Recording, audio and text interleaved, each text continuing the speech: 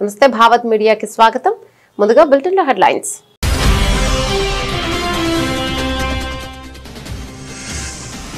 Asia cup 2025 ఫైనల్లో పాకిస్తాన్ పై భారత్ ఘన విజయం. 5 వికెట్ల తేడాతో గెలిచి ఛాంపియన్ గా నిలిచిన టీమిండియా.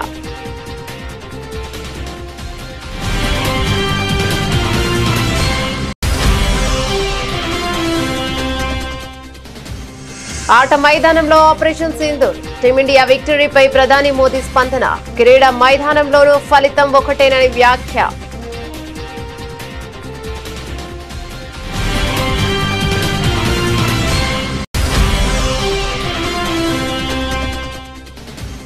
నక్సల్ రహిత భారత్ సదస్సులో అమిత్ షా కీలక వ్యాఖ్యలు.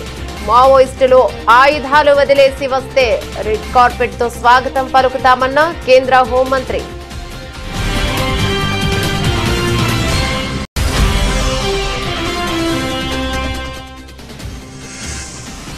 విజయవాడ కనకదుర్గ అమ్మవారిని దర్శించుకున్న డీకే శివకుమార్. భక్తుల కోసం చేసిన ఏర్పాట్లు అద్భుతంగా ఉన్నాయని ప్రశంస.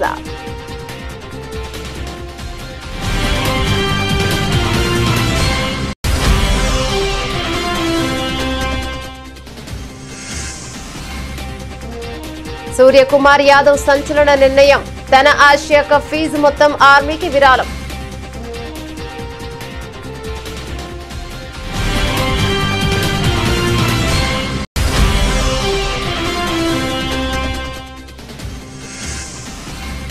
తెలంగాణలో మోగిన స్థానిక ఎన్నికల నగార.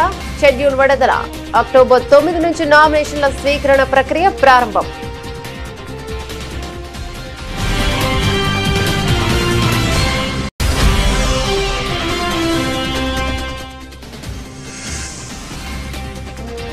అంబర్పేటలో పునరుద్ధరించిన బతుకమ్మ కుంటను ప్రారంభించిన సీఎం రేవంత్. హైడ్రా ఏర్పాటు ఆలోచనను తొలుత చాలా మంది విమర్శించారని వ్యాఖ్య.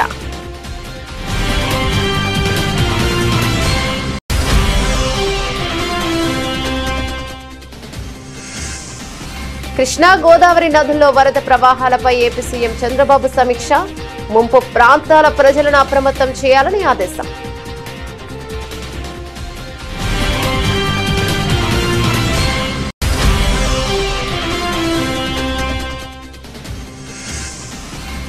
స్థానిక సంస్థల ఎన్నికలకు తమ ప్రభుత్వం అన్ని విధాలుగా సిద్ధంగా ఉంది స్పష్టం చేసిన మంత్రి పొన్న ప్రభాకర్.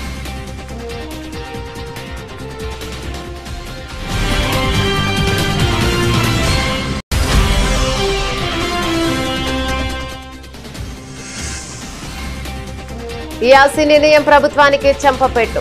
మాజీ మంత్రి కాకాని గోవర్ధన్ రెడ్డి ధ్వజం.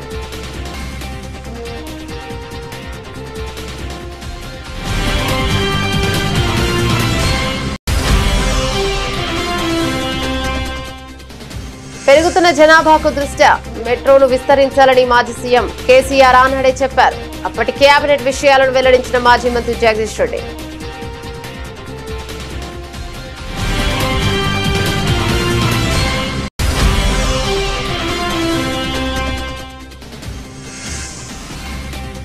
నొప్పిని భరిస్తూ కాంతారా చాప్టర్ 1 ఈవెంట్ కు ఎన్టీఆర్. చిన్ననాటి జ్ఞాపకాలతో భావోద్వేగ ప్రసంగం.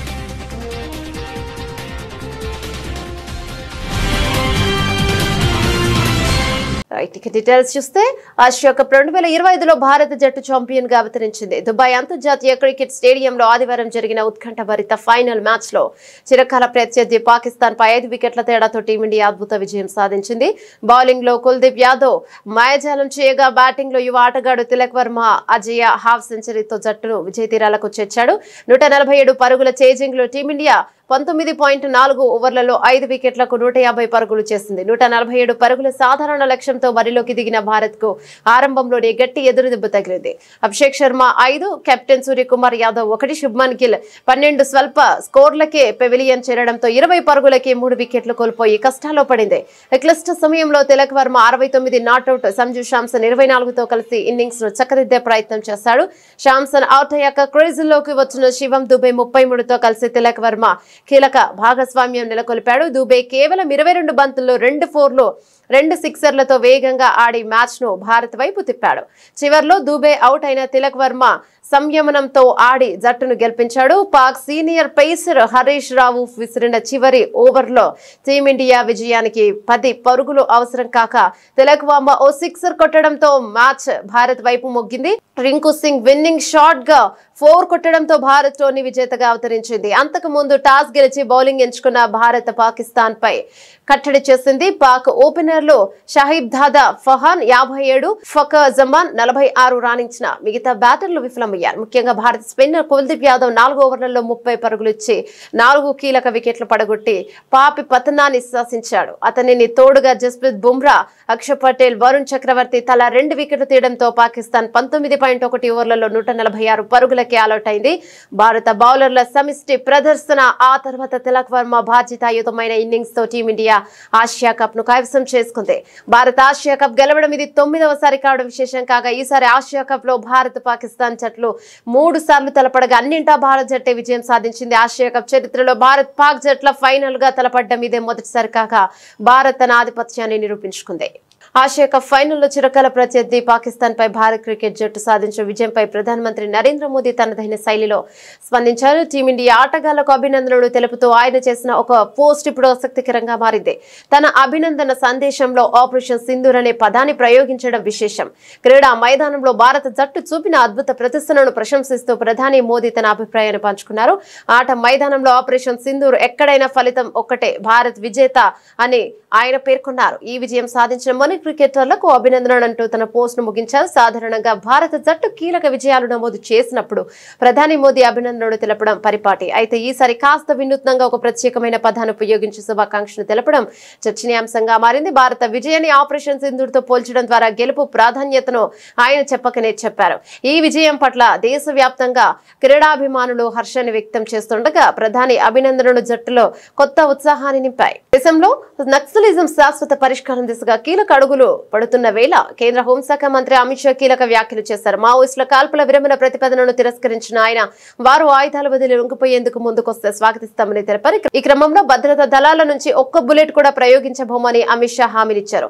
నక్సల్ రహిత భారత్ పై ఢిల్లీలో నిర్వహించిన సదస్సు ముగింపు సమావేశంలో అమిత్ షా మాట్లాడారు. ఇటీవల మావోయిస్టుల నుంచి వచ్చిన లేఖపై స్పందిస్తూ ఇప్పటి వరకు జరిగిన పొరపాటేనని వారు పేర్కొనడం గమనార్హం. కాల్పుల విరమణ ప్రకటించాలని లొంగిపోవాలనుకుంటున్నామని వారు సూచించారు. కానీ లొంగిపోవాలనుకుంటే విరమణ అవసరం లేదు, ఆయుధాలు వదిలి ముందుకు రండి, స్వాగతించేందుకు సిద్ధంగా ఉన్నామని పేర్కొన్నారు. మావోయిస్టుల హింసపై మౌనం వధిస్తూ వారిని సిద్ధాంతపరంగా మద్దతిస్తున్న వామపక్షాలను అమిత్ షా ప్రశ్నించారు. ఆపరేషన్ బ్లాక్ ఫారెస్ట్ ప్రారంభించినప్పుడు మానవ హక్కుల పేరు చెప్పి విమర్శలు చేసేవారు గిరిజన బాధితుల కోసం ఆగిపోయిన అభివృద్ధిని ఆ పార్టీలు ఎందుకు అడగడం లేదు అని ప్రశ్నించారు. నక్సలిజంపై కేంద్రం చేస్తున్న చర్యలు చివరి దశలో ఉన్నాయని, వచ్చే ఏడాది మార్చి 31 నాటికి దేశంలో నక్సలిజాన్ని పూర్తిగా తుదముట్టిస్తామని అమిత్ షా పునరుద్ఘాటించారు. ऐसा मानते हैं कि नक्सलवाद की हथियारी गतिविधियां समाप्त होने के साथ ही नक्सलवाद की समस्या समाप्त हो जाएगी, मगर ऐसा है नहीं। इस देश में नक्सलवादी समस्या क्यों पनपी, क्यों बढ़ी, क्यों विकसित हुई, इसका वैचारिक पोषण किसने किया? और जब तक भारत का समाज ये थियोरी का, ये नक्सलवाद के विचार का वैचारिक पोषण,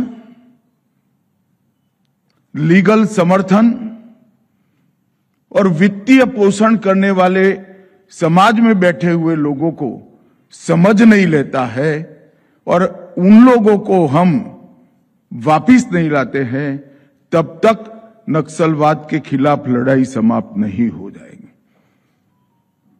हम हथियारी नक्सलियों को सरेंडर कर या हमारे जवान उनसे मुकाबला कर उनको अरेस्ट कर आमना सामना होगा तो न्यूट्रलाइज कर समाप्त कर सकते हैं, मगर ये विचार के लिए हमें आगे बहुत कुछ करने की जरूरत पड़ेगी।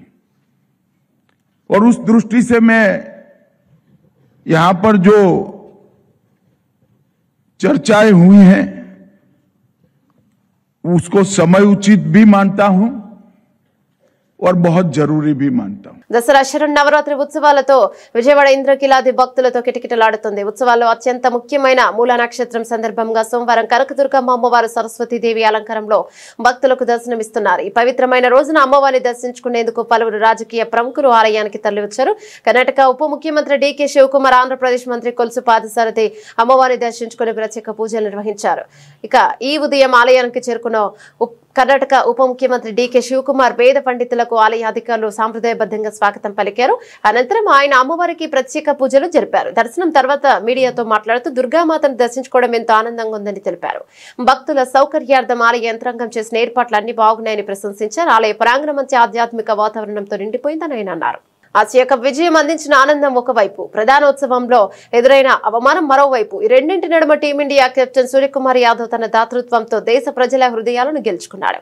ఈ టోర్నమెంట్ ద్వారా తనకు లభించిన మ్యాచ్ ఫీజు మొత్తాన్ని భారత సైన్యానికి విరాళంగా ప్రకటిస్తున్నట్లు వెల్లడించి ఇక నిజమైన నాయకుడు అనిపించుకున్నారు. ఆసియా కప్ 2025 ఫైనల్లో పాకిస్తాన్ పై భారత్ ఘన విజయం సాధించిన సంగతి తెలిసిందే. బహుమతుల ప్రధానోత్సవంలో పాకిస్తాన్ అంతర్గత వ్యవహారాల మంత్రి, ఏసీసీ అధ్యక్షుడు కూడా అయిన మొహిన్స్ నఖ్వీ చేతుల మీదుగా ట్రోఫీని స్వీకరించేందుకు భారత జట్టు నిరాకరించింది. ఇది తీవ్ర వివాదానికి దారితీసింది. ఈ అవమానకర పరిణామంపై కెప్టెన్ సూర్యకుమార్ యాదవ్ తీవ్రంగా భావోద్వేగభరితంగా స్పందించాడు. కష్టపడి గెలిచిన తర్వాత ట్రోఫీని నిరాకరించడం తీవ్రంగా బాధించింది. కానీ నా అసలైన ట్రోఫీలు ఈ లోహపు కప్పులో లేవు, డ్రెస్సింగ్ రూమ్ లో ఉన్నాయి. నా 14 మంది సహచరులు, సహాయక సిబ్బంది నాకు నిజమైన ట్రోఫీలు. ఈ విజయం ఈ జ్ఞాపకాల మాతోనే ఉంటాయి అని ఆయన పేర్కొన్నారు. మైదానంలో ప్రోటోకాల్ పేరిట జరిగిన రాజకీయ క్రీడకు సూర్యకుమార్ తనదైన శైలిలో సమాధానమిచ్చాడు. విజయాన్ని, ట్రోఫీని అవమానించిన చోట దేశ గౌరవాన్ని, సైనికుల త్యాగాన్ని స్మరించుకోవడం ద్వారా ఆయన తన స్థాయిని చాటుకున్నాడు. ఈ విజయం దేశ ప్రజలందరిది. మనల్ని రెయింబవల్లో కాపాడుతున్న సైనికుల త్యాగం ముందు ఈ మ్యాచ్ ఫీజు చాలా చిన్నది. నా వంతు ఈ మొత్తాన్ని భారత సైన్యానికి అందిస్తున్నానని ప్రకటించి కోట్లాది మంది భారతీయుల మనసులను గెలుచుకున్నాడు. ఇదిలా ఉండగా ఆసియా కప్ లో అద్భుత ప్రదర్శన కనబరిచిన భారత జట్టుకు, సహాయక సిబ్బందికి బీసీసీఐ 21 కోట్ల భారీ నజరానాను ప్రకటించింది. వారిని ఘనంగా అభినందించింది. ట్రోఫీ దక్కకపోయిన కెప్టెన్ చూపిన తెగువ, దాతృత్వం కారణంగా టీమిండియా గౌరవం రెట్టింపైందని సర్వత్రా ప్రశంసలు వెలువెత్తుతున్నాయి. But it's like a gesture मेरी तरफ से.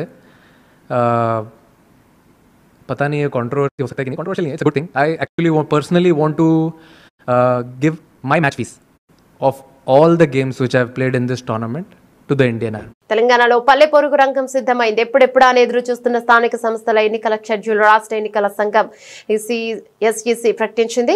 దీంతో రాష్ట్ర వ్యాప్తంగా వెంటనే ఎన్నికలు కూడా అమల్లోకి వచ్చినట్లు వెల్లడించింది. మొత్తం 5 దశల్లో ఎన్నికల ప్రక్రియను పూర్తి చేయనున్నట్లుగా రాష్ట్ర ఎన్నికల కమిషనర్ రాణి కుముదిని స్పష్టం చేశారు. సోమవారం ఏర్పాటు చేసిన మీడియా సమావేశంలో రాణి కుముదిని ఎన్నికల వివరాలను వెల్లడించారు.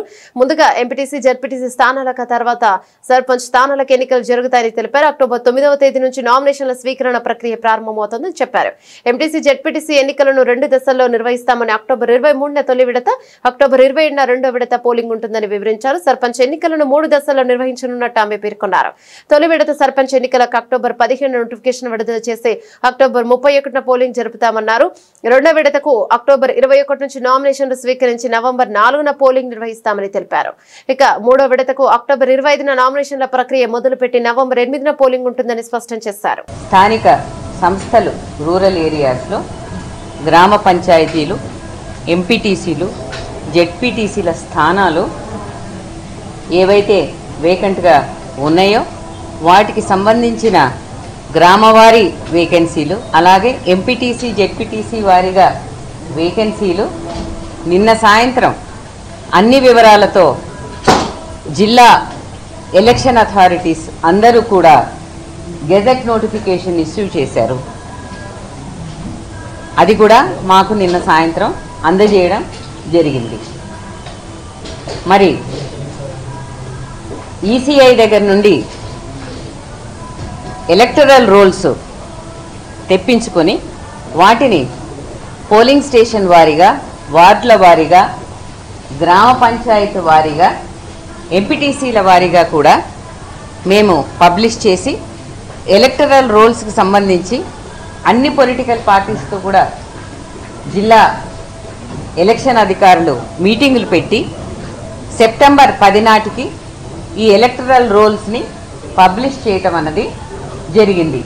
గ్రామ పంచాయతీలకు కూడా, ఎంపీటీసీ, జెడ్పీటీసీలకు కూడా ఉపయోగించేటటువంటి ఎలక్టరల్ రోల్స్ ఇవి ఈసీఐ కొత్త నిబంధనలు అనుసరించి వారు జూలైలో ప్రచురించినటువంటి ఎలక్టరల్ రూల్స్, అలాగే జూలై 15వ తారీఖు వరకు సవరించినటువంటి రూల్స్ మాకు డేటాను వాళ్ళు ఇవ్వడం జరిగింది. ఆ డేటా డౌన్లోడ్ చేసుకున్న పిదప మండలాల వారీగా జిల్లా ఎలక్షన్ అధికారులు ఎంపీడీఓల ద్వారా, డిపిఓల ద్వారా ఈ ఎలక్టరల్ రోల్స్ అన్నది విభజించి అదేవిధంగా డ్రాఫ్ట్స్ కూడా ఇచ్చి తదుపరి ఆ ఒక డ్రాఫ్ట్ మీద అబ్జెక్షన్స్ కానీ రిమార్క్స్ కానీ కాల్ ఫార్ చేసి ఎంత వర్షాలు వచ్చినా సరే అట్లాంటి సిచ్యువేషన్లో కూడా డిస్ట్రిక్ట్ ఎలక్షన్ అథారిటీస్ చాలా చక్కగా ఎలక్టరల్ రూల్స్ ఫైనల్ చేసి పబ్లిష్ చేశారు. తదుపరి ప్రిపరేటరీ యాక్టివిటీస్ చిన్న చిన్నవి ఉంటే అవి కూడా కంప్లీట్ చేసుకున్నాం. మెయిన్గా ఇవి రెండే, వేకెన్సీస్ని గెజెట్ చేయటం, ఎలక్టరల్ రోల్స్ని పబ్లిష్ చేయటం అనేది రెండు ముఖ్యమైన కార్యక్రమాలు కాబట్టి వాటిని పూర్తి చేసుకున్న పిదప ఇప్పుడు ఈ వేకెన్సీస్కి టైం షెడ్యూల్ ఇవ్వాలని చెప్పి ఈరోజు మీ ద్వారా అందరి ఓటర్స్కి కూడా తెలియజేయడం జరుగుతున్నది. ఏదైనా ఒక మంచి పనికి శ్రీకారం చుట్టినప్పుడు విమర్శలు రావడం సర్వసాధారణం. మరి వాటిని పట్టించుకోకుండా లక్ష్యం వైపు కొనసాగినప్పుడే మంచి ఫలితాలు వస్తాయని తెలంగాణ ముఖ్యమంత్రి రేవంత్ రెడ్డి అన్నారు. హైదరాబాద్ నగరంలోని చెరువుల పరిరక్షణ కోసం Hyderabad roads and buildings authority ఏర్పాటు ఆలోచన చేసినప్పుడు కూడా తనపై ప్రారంభంలో విమర్శలు వచ్చాయని ఆయన గుర్తు చేశారు. బతుకమ్మ పండుగను పురస్కరించుకుని అంబర్పేటలో సుదీర్ఘకాలం కబ్జాలకు గురైన కనుమరుగైన బతుకమ్మ కుంటను పునరుద్ధరించిన తర్వాత ఆదివారం ఆయన ప్రారంభించారు. సందర్భంగా ఏర్పాటు చేసిన సభలో సీఎం మాట్లాడారు. ఒకప్పుడు ఆనవాలు కూడా లేకుండా పోయిన బతుకమ్మ కుంటను తిరిగి పునరుద్ధరించడం ఒక గొప్ప మైలురాయి అని రేవంత్ రెడ్డి అభివర్ణించారు. 7.15 కోట్ల వ్యయంతో 14.16 ఎకరాల విస్తీర్ణంలో హైడ్రా చేపట్టిన పనులను ఆయన అభినందించారు. కార్యక్రమానికి బతుకమ్మలతో హాజరై స్థానిక మహిళలు ముఖ్యమంత్రికి ఘన స్వాగతం పలికారు. సందర్భంగా హైడ్రా రూపొందించిన ప్రత్యేక గీతాన్ని సీఎం ఆవిష్కరించారు. నేను హైడ్రా ఆలోచన చేసినప్పుడు చాలామంది చాలా రకాలుగా మాట్లాడారు. కొంతమందికి అర్థం కాలేదు, కొంతమందికి అర్థమయ్యి వాళ్ళ యొక్క కబ్జాలు, వాళ్ళ యొక్క ఆలోచనలు భవిష్యత్తులో సాగవని బురద జల్లే ప్రయత్నం చేసింది. ఎవరెన్ని ప్రయత్నాలు చేసినా మంచి పని చేయాలనుకున్నప్పుడు, ఒక సంకల్పంతో ముందుకు వెళ్ళాలనుకున్నప్పుడు కొన్ని ఒడిదుడుకులు వస్తాయి. ఆ ఒడిదుడుకులను సమయస్ఫూర్తితోనో సమయము సందర్భాన్ని బట్టి వాటిని పరిష్కరించుకుంటూ ముందుకు వెళ్ళాలి. రాష్ట్రంలో నదీ ప్రవాహాలు, రిజర్వాయర్లలో నీటి నిల్వలపై ఆంధ్రప్రదేశ్ ముఖ్యమంత్రి చంద్రబాబు నాయుడు ఆదివారం రాత్రి ఉన్నతాధికారులతో సమీక్ష నిర్వహించారు.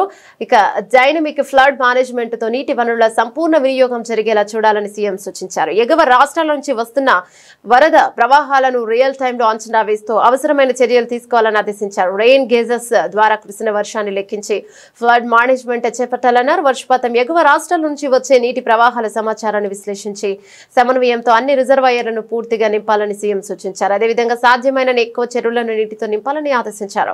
కృష్ణానదిలో ప్రకాశం బ్యారేజ్ వద్ద ప్రస్తుతం 6.57 లక్షల క్యూసెక్కుల వరద ఉందని అధికారులు తెలిపారు. వచ్చిన నీటిని వచ్చినట్టు సముద్రంలోకి పంపుతున్నట్లు వివరించారు. సోమవారం సాయంత్రానికి 7 లక్షల క్యూసెక్కులకు పైగా వరద రావచ్చని అంచనా వేస్తున్నట్లు తెలిపారు. శ్రీశైలం నుంచి వస్తున్న వరదతో పాటు తెలంగాణ రాష్ట్రంలో కురుస్తున్న భారీ వర్షాల కారణంగా వరద వస్తోందని తెలిపారు. అలాగే గోదావరిలో ధవళేశ్వరం వద్ద ప్రస్తుతం 10.12 లక్షల క్యూసెక్కుల వరద ఉంటుందని, వరద ప్రవాహం పెరిగి 11.50 లక్షల క్యూసెక్కుల వరకు రావచ్చని అధికారులు తెలిపారు. మరోవైపు వరదల కారణంగా ముప్పు ఉండే ప్రాంతాల ప్రజలను ఎప్పటికప్పుడు సమాచారం అప్రమత్తం చేయాలని సూచించారు. వరద ప్రభావిత ప్రాంతాల్లో ఆయా శాఖల అధికారుల సమన్వయంతో ప్రజలకు అవసరమైన సహాయం అందించాలని సూచించారు. ఆన్లైన్ విధానంలో జరిగిన ఈ సమీక్షలో ఇరిగేషన్ శాఖ అధికారులు, ఆర్జీఎస్ అధికారులు, డిజాస్టర్ మేనేజ్మెంట్ అధికారులు పాల్గొన్నారు. స్థానిక సంస్థల ఎన్నికల షెడ్యూల్ను ఇవాళ విడుదల చేసింది తెలంగాణ రాష్ట్ర ఎన్నికల సంఘం. మొదట ఎంపీటీసీ, జెడ్పీటీసీ ఎన్నికలు జరగనున్నాయి. ఆ తర్వాత వార్డులు, సర్పంచ్ ఎన్నికలు నిర్వహించనుంది ఎన్నికల సంఘం. అయితే ఎన్నికల షెడ్యూల్ విడుదల అనంతరం ఏబీఎన్ ఆంధ్రజ్యోతితో మంత్రి పొన్నం ప్రభాకర్ మాట్లాడారు. స్థానిక సంస్థల ఎన్నికలకు తమ ప్రభుత్వం అన్ని విధాలుగా సిద్ధంగా ఉందని చెప్పుకొచ్చారు. ఎన్నికల సంఘం షెడ్యూల్ ఇవ్వడంతో తాము స్థానిక సంస్థల ఎన్నికలకు సిద్ధంగా ఉన్నామని ఉద్ఘాటించారు. కొంతమంది ఉద్దేశపూర్వకంగా కోర్టులను ఆశ్రయించి ఎన్నికలు ఆపాలని చూస్తే చేసేదేం లేదని చెప్పుకొచ్చారు. తమ ప్రభుత్వానికి ప్రజల్లో ఎక్కడ వ్యతిరేకత లేదని, అసంతృప్తి లేదని స్పష్టం చేశారు. 100% స్థానాలు తామే గెలుస్తామని ధీమాను వ్యక్తం చేశారు. ఎంఏయుడి హెచ్ఎండిఏ మరియు జిహెచ్ఎంసీలలో అవినీతి జరుగుతోందనే ఆరోపణలు చేస్తున్న వారు హైదరాబాద్ ఇన్ఛార్జ్ మంత్రిగా తన దృష్టికి తీసుకురావాలని సూచించారు. బ్రేక్ఫాస్ట్ పథకం ద్వారా చాలా మంది ఆకలి తీరుతోందని, ₹5కే బ్రేక్ఫాస్ట్ పథకం ద్వారా ఆకలి తీరుతోందని వివరించారు. ప్రస్తుతం బ్రేక్ఫాస్ట్ పథకం 80 చోట్ల మాత్రమే అమల్లో ఉందని తెలిపారు. రాబోయే రోజుల్లో 150 డివిజన్లలో అందుబాటులోకి తెస్తామని మంత్రి పొన్నం ప్రభాకర్ తెలిపారు. చట్టబద్ధంగా, న్యాయబద్ధంగా, ప్రామాణికంగా అన్ని లెక్కలు తీసుకొని మళ్ళీ చెప్తాను. ఇలా నోటికాడి ముద్ద 42% ఎన్నికల షెడ్యూల్ వచ్చింది. ఎవరెక్కడ పోటీ చేస్తారో తెలుస్తా ఉంది. ఇటువంటి సందర్భంలో తప్పకుండా ఎవరు అన్యాయం చేయొద్దని కోరుతా ఉన్నాం. అందుకే రాజకీయ పార్టీల అఫిడవిట్ కోర్టులో ఏమని అడుగుతా ఉన్నాం.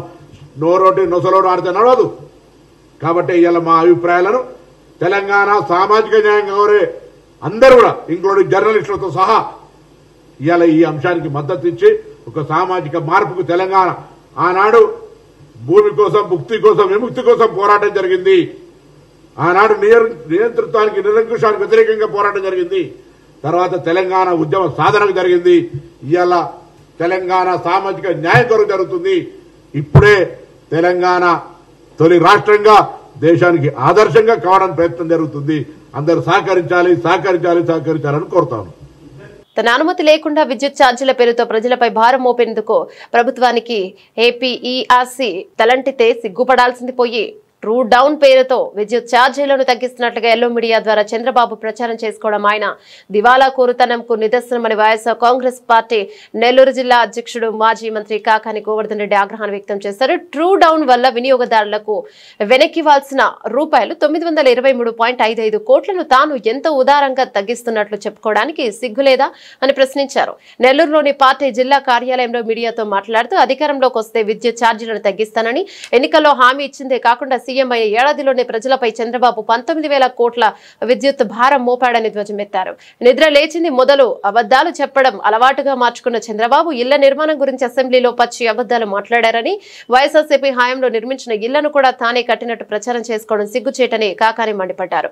16 నెలల్లో పేదవాడికి 1 సెంటు ఇంటి స్థలం ఇవ్వలేని చంద్రబాబు ఏకంగా 3 లక్షల ఇళ్లు పూర్తి చేస్తానని ఎలా చెప్తున్నారని ప్రశ్నించారు. 19,000 కోట్ల రూపాయలు వీరబాదుడు బాది ఎలక్ట్రిసిటీ రెగ్యులేటరీ కమిషన్ మీరు చేసింది తప్పు అని మొట్టికాయలు వేసి చెంపదెబ్బ కొట్టి, మీరు ప్రజల దగ్గర అధికంగా వసూలు చేసినటువంటి మొత్తాన్ని వెనక్కి ఇవ్వండి అని అంటే దానిని చంద్రబాబు నాయుడు తన ఘనతగా చెప్పుకోవడం, కొన్ని ఎల్లో మీడియాకి సంబంధించినటువంటి చంద్రబాబు నాయుడు అనుకూల మీడియా ఏ రోజు లేనటువంటి విధంగా చరిత్రలో ఈరోజు చంద్రబాబు నాయుడు గారు ఇది ప్రజలకి భారం తగ్గించాడు అని చెప్పి మాట్లాడడం అనేటువంటిది, ఆయన ఘనతగా ఈరోజు మాట్లాడడం అనేటువంటిది దౌర్భాగ్యపు ఎల్లో మీడియాలో ఏమి మాట్లాడాలో కూడా తెలియనటువంటి పరిస్థితి. ఈ మాట ఎందుకు చెప్తున్నామంటే వాస్తవాలు తెలియాల్సినటువంటి పరిస్థితి. దాదాపుగా ఈరోజు లెక్క కడితే విద్యుత్ ఛార్జీల విషయంలో చంద్రబాబు ప్రభుత్వానికి ఎలక్ట్రిసిటీ రెగ్యులేటరీ కమిషన్ మొట్టికాయలు వేసి 923,55 కోట్ల ప్రజల నుంచి మీరు ఏదైతే అధికంగా వసూలు చేశారో,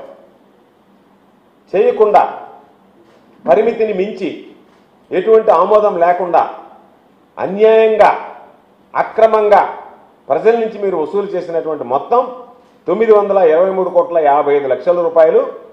నవంబర్ 1 సంవత్సర కాలంలో దీన్ని సర్దుబాటు చేయండి అని చెప్పి ఆదేశాలు ఇస్తే, నవంబర్ నుంచి దాన్ని సర్దుబాటు చేయడానికి ఈరోజు చర్యలను ఉపక్రమించండి అని చెప్పి ఆదేశిస్తే ఎలక్ట్రిసిటీ రెగ్యులేటరీ కమిషన్ దాని ప్రకారం ఈరోజు తగ్గించి ఈరోజు దానికి సంబంధించినటువంటి దాంట్లో ఏదో ఊరట కలిగించినట్టుగా మాట్లాడడం అనేటువంటిది దురదృష్టకరమైనటువంటి విషయం. ఎందుకు చెప్తున్నామంటే మీరు చెప్పాల్సింది ప్రజల దగ్గర అక్రమంగా వసూలు చేసినటువంటి మొత్తం. పెరుగుతున్న జనాభాకు ఇంకో 50 సంవత్సరాలకు సరిపోయే పద్ధతిలో మెట్రోను 3 ఫేజ్లో విస్తరించాలని మాజీ సీఎం కేసీఆర్ ఆనాడు చెప్పారని మాజీ మంత్రి ఎమ్మెల్యే జగదీష్ రెడ్డి గుర్తు చేశారు. ఈ విషయమైన ఆయన మాట్లాడుతూ దీనిపై ఇప్పటికీ కేబినెట్ సమావేశంలో చర్చ చేసి మంత్రుల అభిప్రాయాలను తీసుకుని అవసరమున్న చోట్ల మెట్రో విస్తరణ చేయడానికి ప్రణాళికలు చేశారన్నారు. 3 ఫేజ్లో హైదరాబాద్ లోని అన్ని ప్రాంతాల ప్రజలకు అనువుగా ఉండేటట్టు శంషాబాద్ ఎయిర్పోర్ట్ కు కలుపుతూ మెట్రోను కట్టాలని కేసీఆర్ ప్రణాళికలు చేశారని జగదీష్ రెడ్డి చెప్పుకొచ్చారు. కేసీఆర్ గారు మెట్రోను 3 ఫేజ్లలో ఎట్లా చేసుకుంటూ పోవాలి, పెరుగుతున్న జనాభా అవసరాలకి ఇంకా 50 సంవత్సరాల అవసరాలకు సరిపోయే పద్ధతుల్లో ఏ రకంగా దాన్ని పెంచుకుంటూ పోవాలి, విస్తరించుకుంటూ పోవాలి అనే దానికి ఒక శాస్త్రీయమైన సర్వే చేయించి మెట్రో విస్తరణను కూడా చెప్పారు. చాలా స్పష్టంగా క్యాబినెట్లో చర్చ చేసి మంత్రుల సలహాలు సూచనలు కూడా తీసుకొని ఇంకా కొన్ని చోట్ల ఏదైనా మిస్ అయింది, ఇగో ఇది అవసరం ఉంది అని అనుకున్న చోట పెంచి నిజంగా అక్కడ అంత అవసరం ఉందా లేదా మంత్రులు ఎమ్మెల్యేలు అడిగినంత మాత్రాన మనం ఇవ్వద్దు. అక్కడ అవసరం ఉందా లేదా, అంతమంది ఆదాయం వస్తుందా లేదా, అది నడవడానికి సరిపోయే పద్ధతుల్లో చూసి మాత్రమే చేయాలి అని చెప్పి స్పష్టంగా చెప్పారు. ఆ ప్రాంతాలు కూడా ఎక్కడెక్కడ కేసీఆర్ గారు ప్రతిపాదించారనేది. సరే, మనం మొదటిది ఫేజ్ 1 69 కిలోమీటర్లు మియాపూర్ నుంచి LB Nagar, Jubilee bus station నుంచి ఎంజీబీఎస్, ఫలక్నుమాకి, నాగోలు, రాయదుర్గు. ఇవి మొదటి ఫేజ్లో వాళ్ళు ప్రారంభం చేసిపోయిన 30% పనిచేసిన కేసీఆర్ గారు రాగానే 2 ఏళ్లలోనే దాని వెంటబడి మిగతా 70% పూర్తి చేసి వాళ్ళ సేవలు అందిస్తూ ఉన్నాయి. ఫేజ్ 2లో కూడా రాయదుర్గు నుంచి శంషాబాద్ ఎయిర్పోర్ట్కి, బీహెచ్ఏఎల్ నుంచి లక్డికాపూల్కి 26 కిలోమీటర్లు, నాగోల్ నుంచి ఎల్బీ నగరు ఆ లింక్ ఏదైతుందో 5 కిలోమీటర్లు, ఎంజీబీఎస్ ఫలక్నుమా 5.5 కిలోమీటర్లు. ఇది సెకండ్ ఫేజ్లో ప్రతిపాదన పెట్టి దానికి పూర్తి స్థాయిలో పనులు మొదలుపెట్టే ప్రక్రియలో ప్రారంభం చేశారు. అదేవిధంగా థర్డ్ ఫేజ్లో బీహెచ్ఎల్ నుంచి పటాన్ చెరు, ఇస్నాపూర్ ఓఆర్ఆర్ వరకు 13 కిలోమీటర్లు, ఎల్బీ నగర్ నుంచి పెదంబర్పేట 13 కిలోమీటర్లు, 8 స్టేషన్లు ఎల్బీ నగర్ నుంచి పెదంబర్పేటకి, శంషాబాద్ నేషనల్ హైవే మెట్రో నుంచి కొత్తూరు, షాద్నగర్ వరకు 28 కిలోమీటర్లు. సినీ రంగంలో స్నేహానికి, వృత్తి పట్ల నిబద్ధతకు అసలైన నిదర్శనంగా నిలిచారు యంగ్ టైగర్ ఎన్టీఆర్. కొద్ది రోజుల క్రితం ఒక యాడ్ షూటింగ్ లో గాయపడి ఇంకా పూర్తి స్థాయిలో కోలుకున్నప్పటికీ ఇచ్చిన మాట కోసం Kantara chapter 1 Telugu pre release వేడుకకు ముఖ్య అతిథిగా హాజరయ్యారు. ఆదివారం సాయంత్రం హైదరాబాద్ లోని జాసీ కన్వెన్షన్ లో అట్టహాసంగా జరిగిన కార్యక్రమంలో ఎన్టీఆర్ నొప్పితో ఇబ్బంది పడుతూనే పాల్గొని అందరి హృదయాలను గెలుచుకున్నారు. ఆయన రాకతో ఈవెంట్ కు కొత్త శోభ వచ్చింది. గాయం కారణంగా గట్టిగా మాట్లాడలేకపోతున్నాను, దయచేసి కాస్త ఓపికగా వినండి, త్వరలోనే ముగిస్తానని అభిమానులను కోరడం ఆయన నిబద్ధతకు అర్థం పట్టింది. సందర్భంగా ఎన్టీఆర్ మాట్లాడుతూ కాంతార ప్రపంచంతో తనకున్న వ్యక్తిగత అనుబంధాన్ని పంచుకున్నారు. నాకు దాదాపు 3 ఏళ్ల వయసున్నప్పుడు మా అమ్మమ్మ కుందాపురం సమీపంలోనే ఉన్న ఊరు అని చెప్పేది. అక్కడి దైవాలైన గులిగా, పంజుర్లి గురించి ఎన్నో కథలు చెప్పేది. అవన్నీ వింటున్నప్పుడు ఇలా నిజంగా జరుగుతుందా అని నాకు ఎన్నో సందేహాలు వచ్చేవి. కథలంటే నాకు చాలా ఇష్టం అంటూ తన బాల్య స్మృతులను నెమరు వేసుకున్నారు. నాకు తెలిసి నా వయసు బహుశా 3 ఏళ్ళు 4 ఏళ్ళు అయి ఉంటుంది. మొట్టమొదటిసారి మా అమ్మమ్మ నన్ను కూర్చోపెట్టి, మా ఊరు ఇది, కుందాపురా దగ్గరే మా ఊరు, చిన్నప్పుడు మేము కొన్ని కథలు విని పెరిగాము అని నాకు చిన్నప్పటి నుంచి కొన్ని కథలు చెప్పడం మొదలుపెట్టేది. అప్పుడు అర్థమయ్యేది కాదు, ఓహో ఇదేంటి, ఇది ఎప్పటికైనా ఇది నిజంగా జరుగుంటుందా, ఈ కథ నిజమేనా కాదా, ఇలాంటి ఎన్నో డౌట్లు నాకు. కానీ బాగా నచ్చేవి. ఆవిడ చెప్పినప్పుడల్లా చాలా ఇంట్రెస్ట్ వచ్చేది. ఒక్కసారి వెళ్ళి చూడాలి కదా, ఈ గుళిగా ఆట అనేది ఏంటి, ఈ పింజూర్లి అంటే ఏంటి, ఒక్కసారి చూడాలి కదా. చిన్నప్పటి నుంచి నాటుకుపోయింది. కానీ ఏ రోజు అనుకోలేదు నేను విన్న ఆ కథల నుంచి, నేను విన్న ఆ కథల గురించి ఒక దర్శకుడు ఆ కథ తీస్తాడు అని, ఒక చిత్రం తీస్తాడు అని.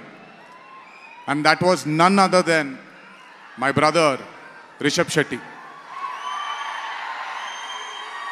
The stories I've heard as a child, when I saw it on screen, I was speechless, sir. I just did not know what to say. కథ తెలిసి నేనే ఇలా అయిపోతే, ఈ కథ కొత్తగా తెలిసిన వాళ్ళు ఏమయ్యారో అదే రిజల్ట్ కాంతారా 1ది.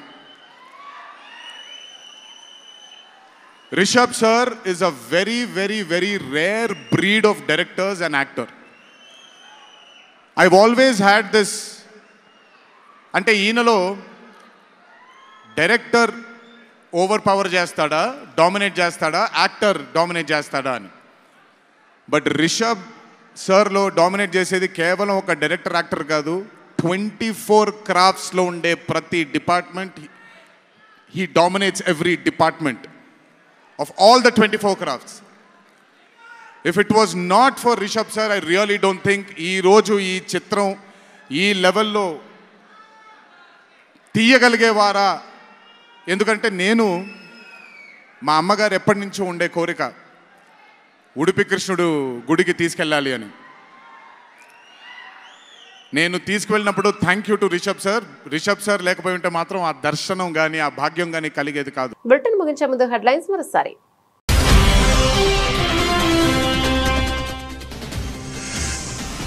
ఆసియా కప్ 2025 ఫైనల్లో పాకిస్తాన్ పై భారత్ ఘన విజయం. 5 వికెట్ల తేడాతో గెలిచి ఛాంపియన్ గా నిలిచిన టీమిండియా.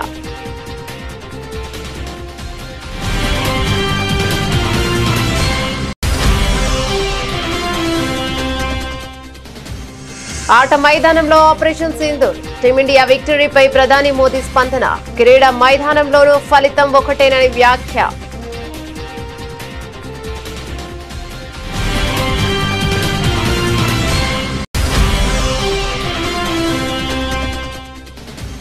నక్సల్ రహిత భారత్ సదస్సులో అమిత్ షా కీలక వ్యాఖ్యలు. మావోయిస్టులు ఆయుధాలు వదిలేసి వస్తే రెడ్ కార్పెట్ తో స్వాగతం పలుకుతామన్న కేంద్ర హోంమంత్రి.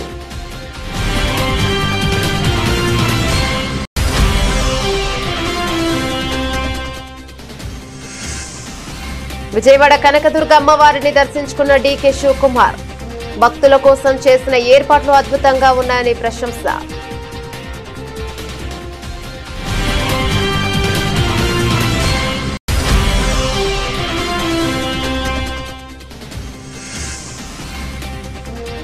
సూర్యకుమార్ యాదవ్ సంచలన నిర్ణయం. తన ఆసియా కప్ ఫీజు మొత్తం ఆర్మీకి విరాళం.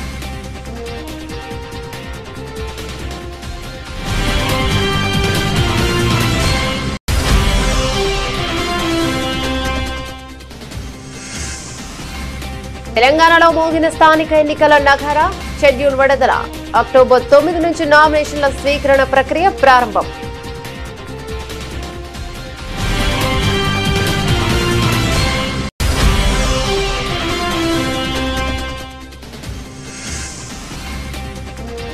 అంబర్పేటలో పునరుద్ధరించిన బతుకమ్మ కుంటను ప్రారంభించిన సీఎం రేవంత్. హైడ్రా ఏర్పాటు ఆలోచనను తొలుత చాలా మంది విమర్శించారని వ్యాఖ్య.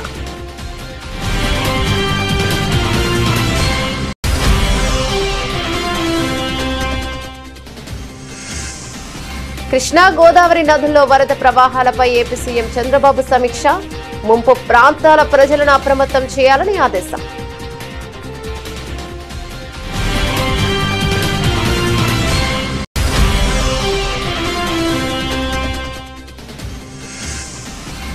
స్థానిక సంస్థల ఎన్నికలకు తమ ప్రభుత్వం అన్ని విధాలుగా సిద్ధంగా ఉంది స్పష్టం చేసిన మంత్రి పొన్న ప్రభాకర్.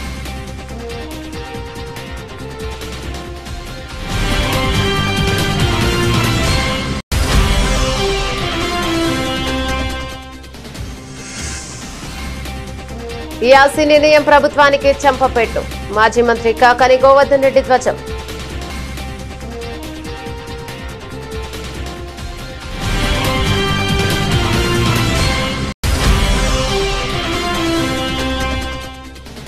పెరుగుతున్న జనాభాకు దృష్ట్యా మెట్రోను విస్తరించాలని మాజీ సీఎం కేసీఆర్ ఆనాడే చెప్పారు. అప్పటి కేబినెట్ విషయాలను వెల్లడించిన మాజీ మంత్రి జగదీష్ రెడ్డి.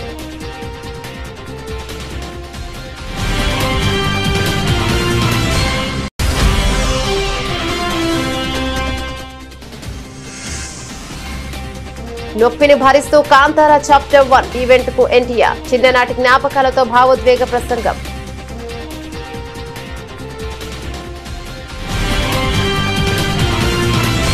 ఇవే బులెటిన్ డీటెయిల్స్. మరో బులెటిన్ లో మళ్ళీ కలుద్దాం. అంతవరకు సెలవు. నమస్తే.